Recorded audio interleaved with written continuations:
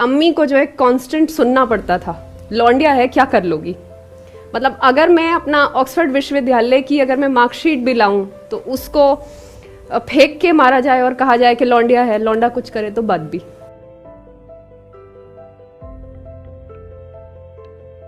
मैं 14 साल की थी जब मेरे पिता का देहांत हो गया था। उसके बाद मेरी अम्मी ने मुझे बड़ा किया, ज़िंदगी में ऊंचा सोचने की और ये मानने की, इस बात पे खुद पे अपने पोटेंशियल पे यकीन करने की हिम्मत मुझे अपनी अम्मी से मिली।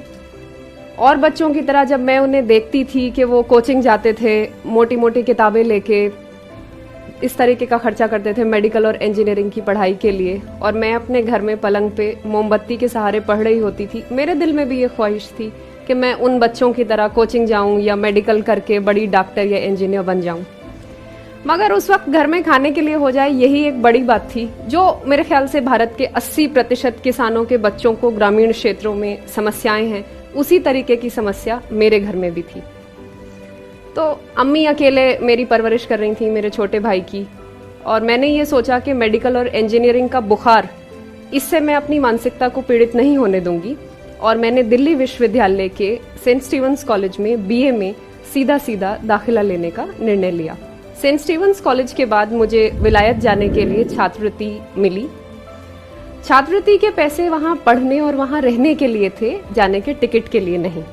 तो टिकट के पैसों का इंतजाम करने के लिए मैं खेतों में गई। वहाँ गेहूं की फसल कटी हुई थी, तो बहुत धूप हो रही थी, सख्त गर्मी थी, पसीना आ रहा था, और मैंने देखा कि चौधरी हरभजन जी, जिन्होंने मेरी परवरिश की है एक परिवार के सदस्य की तरह, वो खेतों में गेहूं काट रहे थे।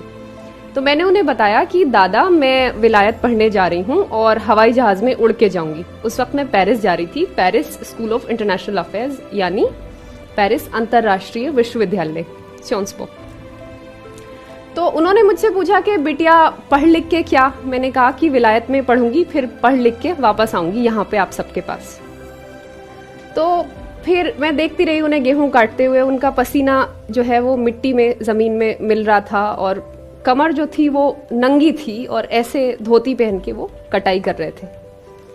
कहीं ना कहीं मेरे जहन में ये ख्याल बार बार आता रहा जब मैं हवाई जहाज में बैठ के जा रही थी कि चौधरी दादा वहाँ खेतों में उसी तरीके से काम कर रहे होंगे, मैं यहाँ खूबसूरत एसी में हूँ। फिर अगले दिन जब मैं सियोंस पो पहुंची और वहाँ पे जो स्पायरल स्टेयरकेसेस हैं, जिनमें बहुत खूबसूरत लाल कालीन बिछे हुए होते हैं, वहाँ भी मुझे बार बार वो सीन याद आ रहा था कि चौधरी दादा फिर वहीं खेतों में काम कर रहे होंगे उसी तरीके से।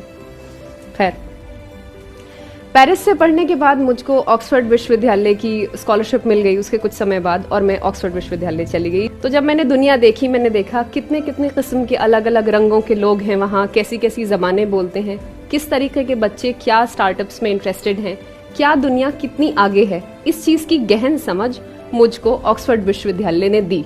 ऑक्सफोर्ड के बाद मैं संयुक्त राष्ट्र इंडोनेशिया में काम करने लगी, बोर्नियो में। संयुक्त राष्ट्र के बाद मैं न्यूयॉर्क सिटी चली गई फाइनेंशियल डिस्ट्रिक्ट में काम करने। फाइनेंशियल डिस्ट्रिक्ट जो है वो एक बहुत ही अर्थव्यवस्था का एक बहुत अच्छा मैग्नेट की तरह काम करता है। और मेरा जो कमरा था वो 42वें माले पे था, वॉल स्ट्रीट जो एरिया है उसमें। तो 42वें माले पे, और जो उसकी जो दीवार थी वो शीशे की थी, और रात को टेम्परेचर -13 डिग्री हो रहा था और बर्फ पड़ रही थी। तो मैं अपने कमरे की खिड़की में खड़े होकर कॉफ़ी पी रही थी, ऐसे मेरी उंगलियां ऐसे कॉफ़ी के कप की तरफ थी, और नीचे अमेरिका की जो पीली टैक्सीज होती हैं वो जा रही थी, ऐसे मैं देख रही थी उन्हें, जैसे बिल्कुल माचिस की डिब्बियाँ होती हैं, और सामने एम्पायर स्टेट बिल्डिंग रंग बदल रही थी। तो उसमें इत्तेफाक से उस दिन वो लोग जो सेलिब्रेट कर रहे थे वो कई रंगों में उसको रखते हैं, तो उस दिन इत्तेफाक से वो रंग जो था वो केसरिया हरा था। मैं देख रही थी वो रंग बदलते हुए एम्पायर स्टेट बिल्डिंग को। मेरे दिल में बार बार इस चीज़ का ख्याल आ रहा था कि मैं तो यहाँ न्यूयॉर्क में दुनिया घूम ली, पेरिस में पढ़ ली, ऑक्सफोर्ड में पढ़ ली। चौधरी दादा और बाकी लोग जिन्होंने मुझे इस लायक बनाया कि मैं इन जगहों पे आ सकूं, अपने अंदर की प्रतिभा को रियलाइज़ कर सकूं, वो आज भी उसी गर्मी में बिना बत्ती पानी, उन्हीं तमाम दिक्कतों के साथ वो ज़िंदगी जी रहे हैं। और मैंने डिसाइड किया कि अब मुझे वापस जाना है अपने मुल्क, अपने देश, उन्हीं लोगों के बीच जिनकी मैं बेटी हूँ। अम्मी को जो है कांस्टेंट सुनना पड़ता था, लौंडिया है क्या कर लोगी। मतलब अगर मैं अपना ऑक्सफोर्ड विश्वविद्यालय की अगर मैं मार्कशीट भी लाऊं तो उसको फेंक के मारा जाए और कहा जाए कि लौंडिया है, लौंडा कुछ करे तो बात भी। खैर, इस सोच के साथ मैंने फिर सिविल सेवा में आने का निर्णय लिया। तो इससे दो चीजें तो साफ हो गई कि बेटियां सिर्फ सुरक्षा मांगने के लिए नहीं, बेटी सुरक्षा दे भी सकती है।